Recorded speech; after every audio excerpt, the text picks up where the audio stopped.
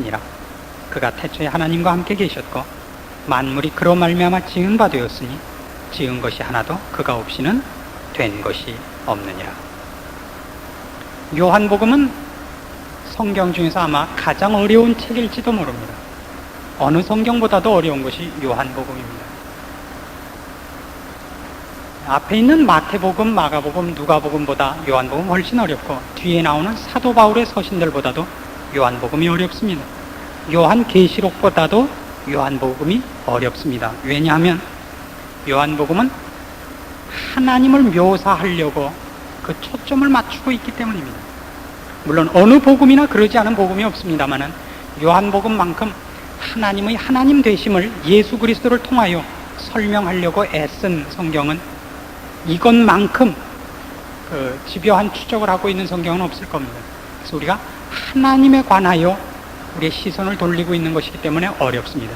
그의 약속들이나 그가 하신 일들이나 그의 예언들이나 그의 능력에 관한 것이 아니라 하나님 자신에 관한 묘사를 해들어가는 것이기 때문에 참 어렵습니다.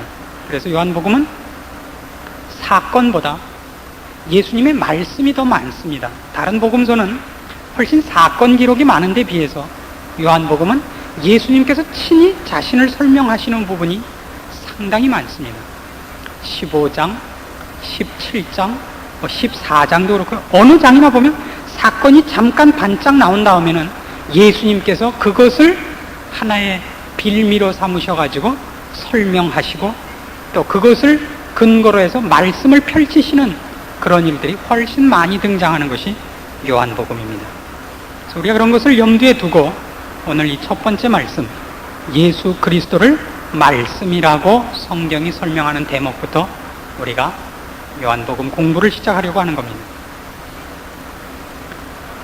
하나님에 관한 묘사는 참 많습니다.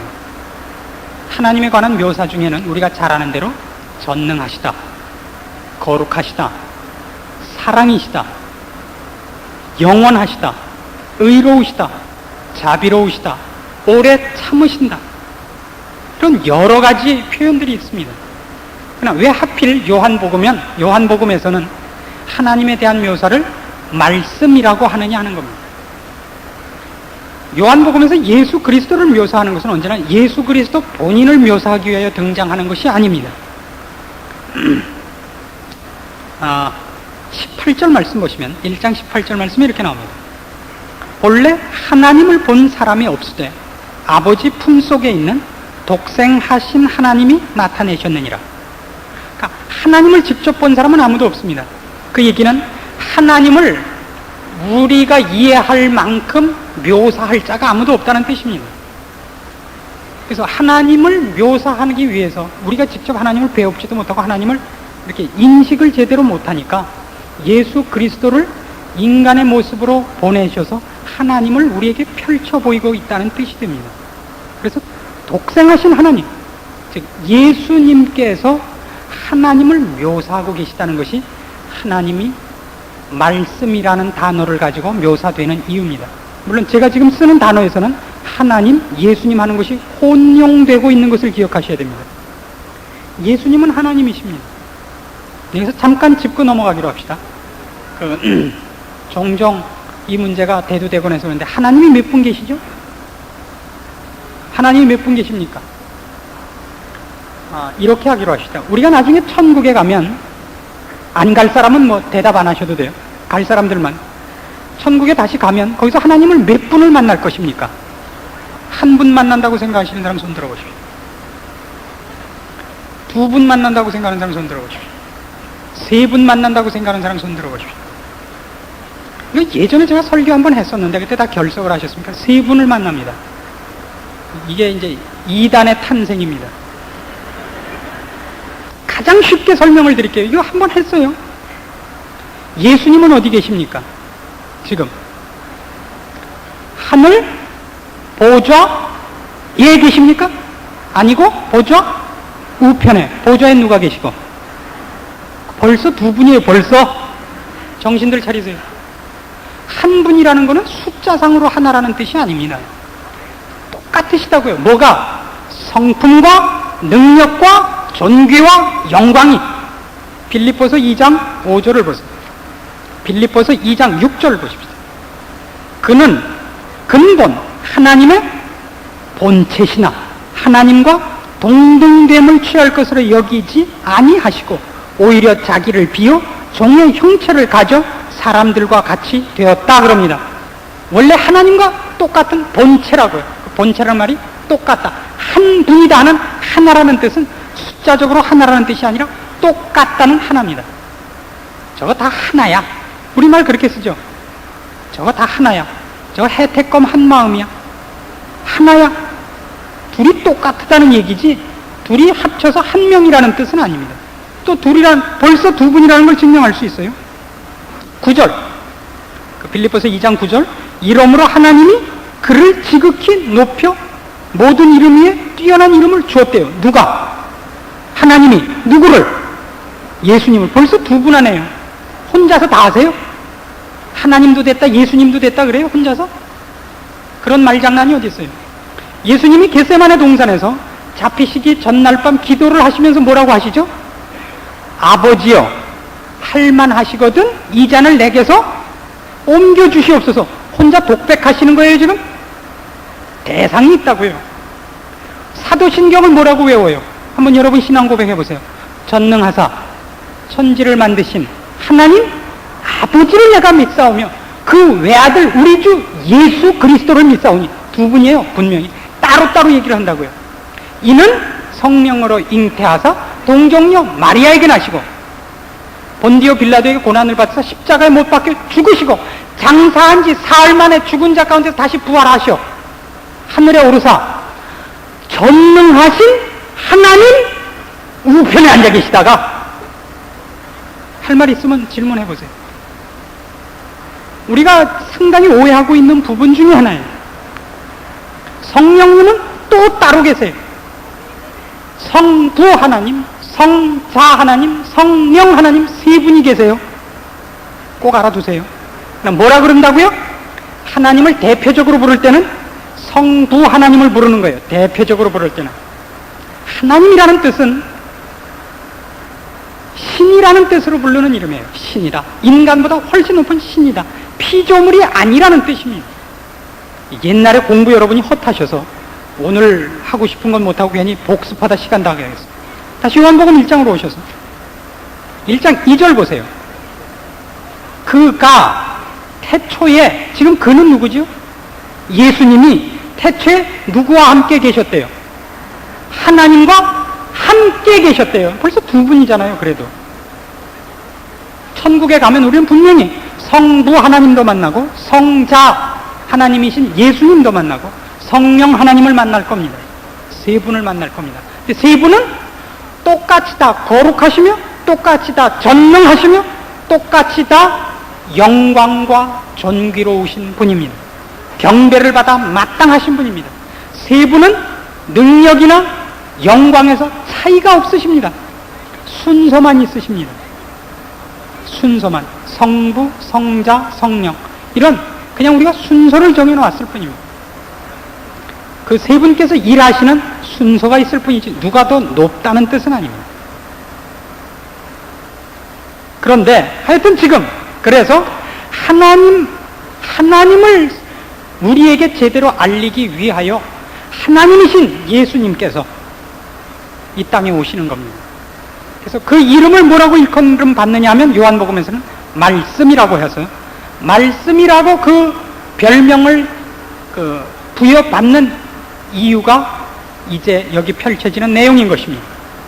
하나님이 누구신가를 우리가 감잡지 못하고 이해하지 못하니까 이제 예수님께서 친히 육신을 입고 오셔서 우리에게 하나님이 누구신지를 가르치고 설득하러 오시는 겁니다. 그 중에 한 사건, 요한복음 14장을 가보십시오. 요한복음 14장 6절 다 아시죠? 한번 외워볼까요? 예수께서 가라사대 내가 곧 길이요 진리요 생명이니 나로 말미암지 않고는 아버지께로 올 자가 없느니라. 그래서 우리 이 성경 구절을 외운 것 같고 너무 재는 경향이 있어요. 근데 요한복음 14장 6절 말씀은 그것 하나만 외워 갖고 계시면 안 되고 14장 6절을 외우시려면 그 구절에 연결되는 사건을 기억하고 계셔야 돼요. 그 다음에 무슨 얘기가 나오는지 하나도 모르시죠? 그 다음에 빌립 얘기가 나와요. 7절. 너희가 나를 알았다면 내 아버지도 알았으리로다. 이제부터는 너희가 그를 알았고 또 보았느니라. 빌립이 가로되 주여 아버지를 우리에게 보여주옵소서. 그리하면 족하겠나이다. 잘 보세요. 6절에서 뭐라 그래요? 예수님이 내가 곧 길이요 진리요 생명이니 나로 말미암지 않고는 아버지께로 올 자가 없느니라. 그 다음 보세요. 너희가 나를 알면 아버지를 아는 것이 된다. 예수님이 왜 말씀이라는 별명을 가지는지 아시겠죠? 말씀이란, 말이라는 것은 여러 가지 이유가 있겠습니다만, 말씀이라는 단어가 갖는 1차적인 의미는 그것이 설명용이라는 뜻입니다. 말은 설명하기 위해서 하는 겁니다. 전달시키기 위해서 하는 겁니다. 벙어리, 냉가슴, 그런 말 있죠. 꿀먹은 벙어리. 맛은 기가 막히게 좋은데 뭐 어떻게 해야 될지 모르니까 눈만 껌뻑거리고 있는 걸 우리가 벙어리, 꿀먹은 것 같다 그럽니다. 말을 못하니까 전달이 안 된단 말이에요. 예수님께서 말씀이라는 별명을 가지시는 것은 예수님이야말로 하나님을 우리에게 전달하고 설명하는 데 있어서 최고의 방법이시기 때문입니다. 지금 뭐라 하냐면 나를 본 자는 누구를 본 셈이라고요? 하나님을 본 셈이라고요. 복음서가 다른 성경과 달리 4개나 기록된 이유가 여기 있는 겁니다. 예수님한테 모든 초점을 모으셔야 됩니다. 예수님이 하신 말씀, 사건, 모든 것이 다 하나님을 우리가 이해할 수 있는 것들입니다. 예수님이 하다못해 손수건을 흘리셨어도 그건 무슨 이유가 있는 거예요? 예수님의 생애 자체가 하나님에 대한 설명입니다. 생애 자체가. 그의 말씀, 그의 사건, 그의 행위, 어떤 것도 다 그렇습니다. 지금 그렇게 얘기하는 거예요. 그래서 나를 본 자는 아버지도 알 수 있다. 그랬더니 빌립이 뭐라고 무식한 질문을 하시느냐 하면 주여 아버지를 우리에게 보여주옵소서. 그리하면 족하겠나이다. 그랬더니 9절에 예수님께서 이렇게 대답을 하십니다. 예수께서 가라사대 빌립아 내가 이렇게 오래 너희와 함께 있을 때 네가 나를 알지 못하느냐? 그 다음 보세요. 나를 본 자는 아버지를 보았거늘 어찌하여 아버지를 보이려 하느냐? 나는 아버지 안에 있고 아버지는 내 안에 계신 것을 네가 믿지 아니하느냐? 내가 너희에게 이르는 말이 스스로 하는 것이 아니라 아버지께서 내 안에 계셔 그 얘기를 하시는 것이라. 이게 참 기가 막힌 말씀입니다. 예수님이 말씀이시라. 아무도 하나님을 본 자가 없을 때 독생하신 하나님이 그를 나타내셨다. 그래 이것만큼 멋있는 말씀은 없습니다. 예수님께서 이 땅에 오셔서 하신 행동들, 말씀들, 그래서 복음서에 나타난 예수님의 언행을 추적하는 것만큼 우리가 하나님에 대해서 더 잘 알 수 있는 방법은 없습니다. 정말 말씀이십니다. 가늠하다 현장에서 붙잡힌 여인을 용서하셨다. 예, 하나님이 그런 분이라는 뜻입니다. 지금은 용서하는 때다. 지금은 구원의 날이다. 아직 심판 아니다. 그러니까 지금 용서한다. 너는 돌이켜라. 다시는 이런 죄를 짓지 말아라. 하나님이 지금 우리를 어떻게 대하시는가 하는 표본입니다. 나도 너를 정죄하지 아니하노라. 이해하시겠습니까?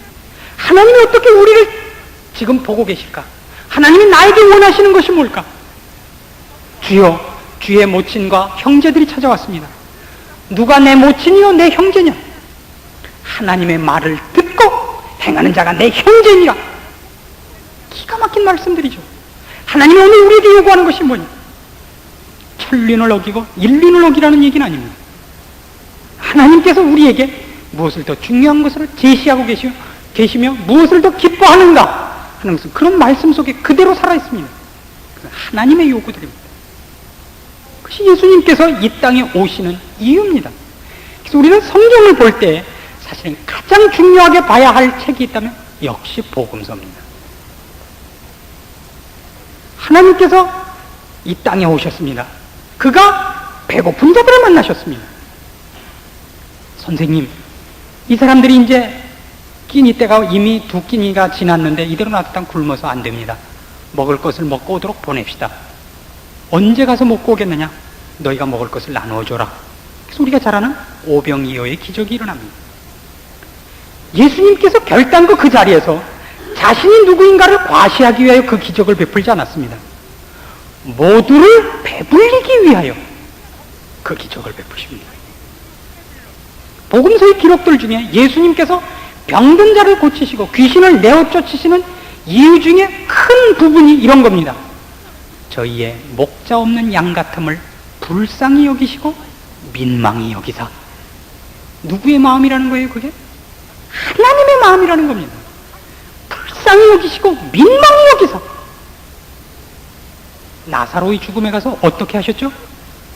주께서 눈물을 흘리셨다고요. 주변에서 보는 사람들이 그랬습니다. 보라, 저가 어떻게 그 나사로를 사랑했는가? 그 눈물을 흘린다.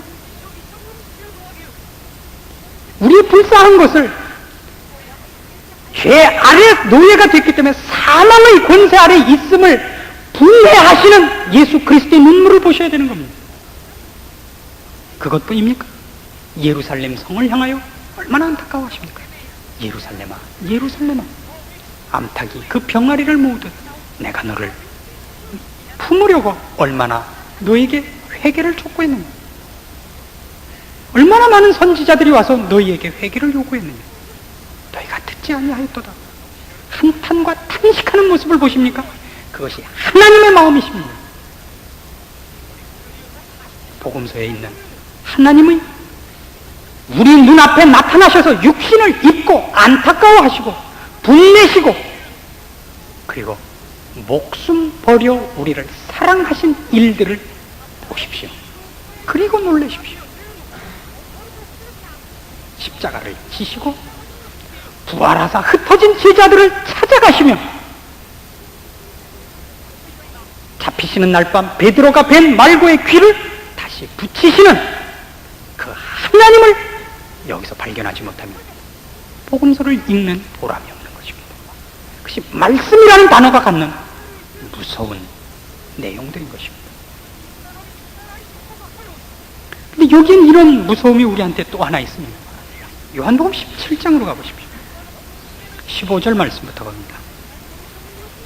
내가 비옵는 것은 저희를 세상에서 데려가시기를 위함이 아니요 오직 악에 빠지지 않게 보존하시기를 위함이니이다. 내가 세상에 속하지 아니함 같이 저희도 세상에 속하지 아니하였삼나이다. 저희를 진리로 거룩하게 하옵소서. 아버지의 말씀은 진리니이다. 아버지께서 나를 세상에 보내신 것 같이 나도 저희를 세상에 보내었고 또 저희를 위하여 내가 나를 거룩하게 하오니 이는 저희도 진리로 거룩함을 얻게 하려 함이니이다. 이게 18절에 있는 말씀이 중요합니다. 우리는 세상에 보냄을 받은 사람들입니다. 어떻게 보냄을 받았느냐면 성부 하나님께서 성자 하나님이신 예수 그리스도를 이 땅에 보내사 하나님 아버지를 설명하신 것 같이 그리고 그의 안타까움들과 그분이 원하시는 일을 수행시키는 일을 위하여 예수 그리스도를 보내신 것 같이 우리를 보낸다 그러면 그 같이라는 단어에다 동그라미를 치셔야 돼요. 아버지께서 나를 세상에 보내신 것 같이 나도 저희를 세상에 보냅니다. 이거예요. 그래서 우리는 신자는 말이죠. 이 세상에서 세상 속에서 유일한 말씀인 것입니다. 뭐에 대한? 기독교에 대한 유일한 말씀이에요. 내 말뿐만 아니라 내 판단, 내 행위, 내 모양이 그대로 기독교를 설명하는 것이라는 사실에 정신을 차리셔야 됩니다. 예수님께서 말씀으로 오시고 우리에게 하나님을 알게 하시고 그의 자녀로 부르시고 그가 우리에게 요구하시는 것을 다 넣어주셔서 우리에게 직권일 말씀을 넣어서만 보내는 스피커가 아닙니다. 예수님께서 오셔서 그의 전 생애를 말씀으로 사셨듯이 그가 걸어다니는 말씀이에요. 일거수 일투족이 그게 다 말이란 말이에요. 그게 다 하나님에 대한 설명이란 말이에요. 그렇게 보냄을 받고 있다는 사실을 아십니까? 참 신자의 삶은 무서운 겁니다. 그런데 우리가 실제로 밖에 나가서 생활해 보시면 내가 신자다 하는 것이 한번 드러나는 날부터는 사실 무엇을 해도 다 옆에서 쳐다보죠. 신자가 머리 볶았어. 신자가 금태 안경 꼈어. 뭐든지 건다고요. 그걸 너무 속박스럽게 생각하시면 안 됩니다. 그건 당연한 것이고 자랑입니다. 자랑이라고. 사람이 불을 켜서 말 아래 놓지 아니하고 이 속에 안 넣어요. 등경 위에 두나니. 왜요? 다 보라고, 빛이라고, 보이는 것에 놓는 법입니다. 너희는 세상의 빛이라. 하나님은 우리를 말씀으로 하나님을 설명하고 예수 그리스도를 설명시키기 위해 우리를 세상에 보내신 겁니다. 지금 그래서 우리는 눈에 띄는 데 있어야 돼요. 우린 모두의 소원은 이거죠. 안 보이는 데 가는 것. 오늘날 왜 교회가 자꾸 커지는지 아십니까? 숨기 좋아서 큰 교회를 다니는 거예요.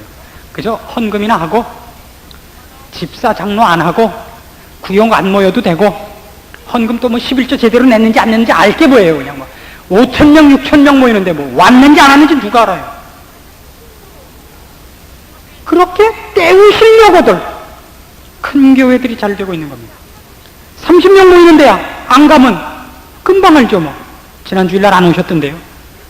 지난 주일에는 들판에 가서 하나님을 좀 만날 일이 있어서. 곤란한 얘기라고요. 자꾸 큰 교회로 모여듭니다. 나쁜 사람들이죠. 나쁜 사람들이에요. 큰 교회 오는 사람들은. 숨는 겁니다. 자꾸 숨어요. 뭐 같다고요? 불을 켜서 대박 속에 집어넣고 닫아놓은 것과 똑같단 말이에요. 그런 법은 없습니다. 불을 켜질 말지. 그것이 하나님께서 오늘 예수 그리스도를 보내신 이유, 예수 그리스도께서 우리를 이 땅에 살게 하시는, 보내시는 이유입니다.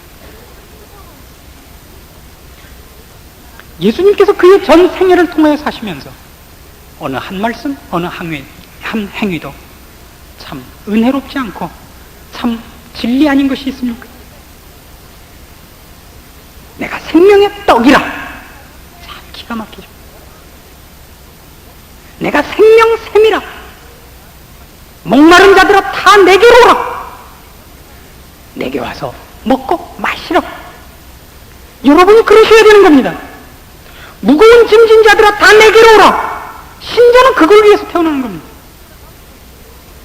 불신자들이 그들의 짐을 여러분에게 가지고 와야 됩니다. 여러분이 물론 구세주가 될 수는 없습니다. 대속자가 될 수는 없습니다. 그러나 그 문은 돼야 되는 겁니다. 1차적으로 여러분을 통과하셔야 되는 겁니다. 저희는 말이죠, 제 아내하고 저하고 제일 많이 하는 일이 뭐냐면 전화 받는 일입니다. 전화를 1시간도 받고 2시간도 받을 때가 있습니다. 그럼 저희가 그런 생각을 하죠. 아침 먹다가 말고 전화를 받았는데 점심 먹을 시간까지 그냥 연장되는 수도 있습니다. 그래서 제가 피곤할 때는 미안하지만 전화를 빼놓고 자곤 합니다. 할 수 없죠. 뭐 자다가 저는 밤에 한번 깨면 밤새 못 자고 이만 갈고 있다가 괜히 강대상에 올라와서 악을 쓰니까 여러분한테도 손해 아닙니까? 그래서 제가 할 수 없이 전화도 빼고 수면제를 먹고 자는 날도 있습니다. 그래도 이렇게 별로 건강한 얼굴이 아닌 겁니다. 그런데도 저희 같은 사람들한테 전화를 거는 사람이 있다는 것을 저희가 기쁜 마음으로 감수를 하는 겁니다. 전화 걸 일이 저희한테, 누군가가 저한테 전화 걸 일이 없다면 저는 살아있을 필요가 없는 사람이라는 뜻입니다. 아시겠습니까? 여러분들이 지금 최고의 소원이 뭡니까? 하나님, 예수 잘 믿을 테니까 제발 구치는 사람 좀 안 만나게 해주십시오. 이게 유일한 소원이에요. 구역에 좀 마음에 맞는 사람들만 좀 모아주시고, 교회 와서 예배 볼 때도 장로님들 기도 짧게 해주시고, 목사님 설교 짧게 하시고. 왜 와요? 왜? 집에 계시면 시작도 안 하면 끝도 없고 얼마나 좋아요. 텔레비나 보고 계시지, 장사 씨름대회나 보시지. 괜히 와갖고 일찍 끝내달래요. 들어오면서부터 일찍 끝나져요. 구역에 나가서 말도 안 되는 질문을 여러분이 감수를 해주시는 걸 상대방이 얼마나 기뻐하는지 아십니까? 저는 홍 목사님에 대해서, 홍 목사님하고 동역을 하면서 제가 배운 것 참 많은데 그 중에 제가 이것만은 정말 맨발 벗고 뛰어가도 못 쫓아가겠다. 물론 나이키 신으면 쫓아가겠죠. 그게 하나 뭐냐면 그 기다리는 겁니다. 그저 히프가 무거우셔가지고 한 번 앉으시면 천하 없어도 끄떡을 안 하세요. 저는 그걸 못해요. 제가 이 히프가 송곳같이 생겨가지고 저는 오래 앉아있질 못해요. 남이 뭐라 그러는 소리를 다 들으세요. 참 기가 막힌 인격입니다. 그걸 하실 수 있다는 건 기가 막힌 겁니다. 예수님이 그랬기 때문입니다. 예수님이 계시는 곳에는 하나도 쌩쌩한 사람은 안 찾아오는 겁니다. 누구만 오죠?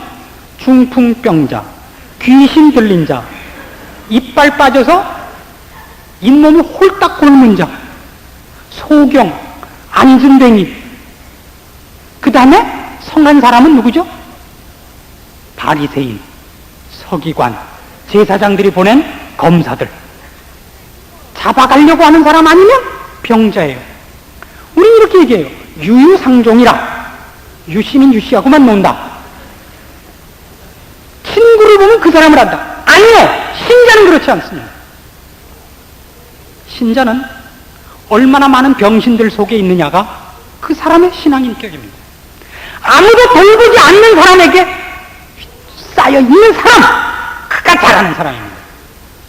있는 사람끼리 모이지 마세요. 있는 사람끼리 모이면 그건 얘기가 안 돼요. 없는 사람 속에 껴야 돼요. 있는 사람은 없는 사람 속에 끼기. 없는 사람은 있는 사람 속에 가서 못 낍니다.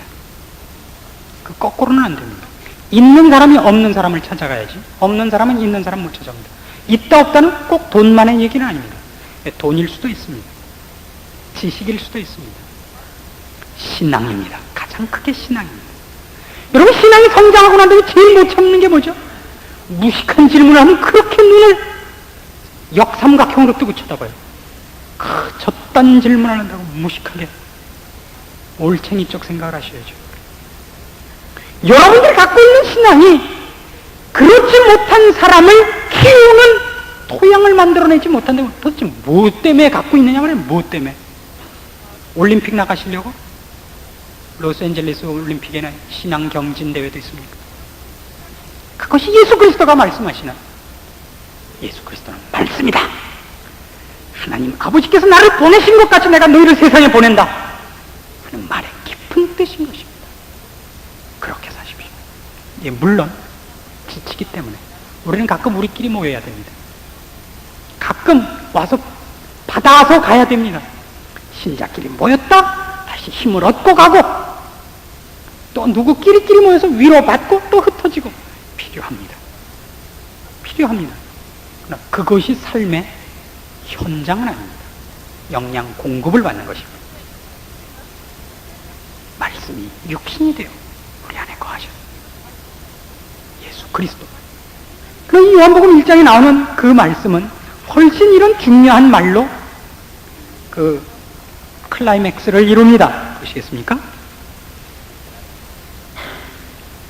1장 14절, 말씀이 육신이 되어 우리 가운데 거하심에 우리가 그 영광을 보니 아버지의 독생자의 영광이요 은혜와 진리가 충만하더라.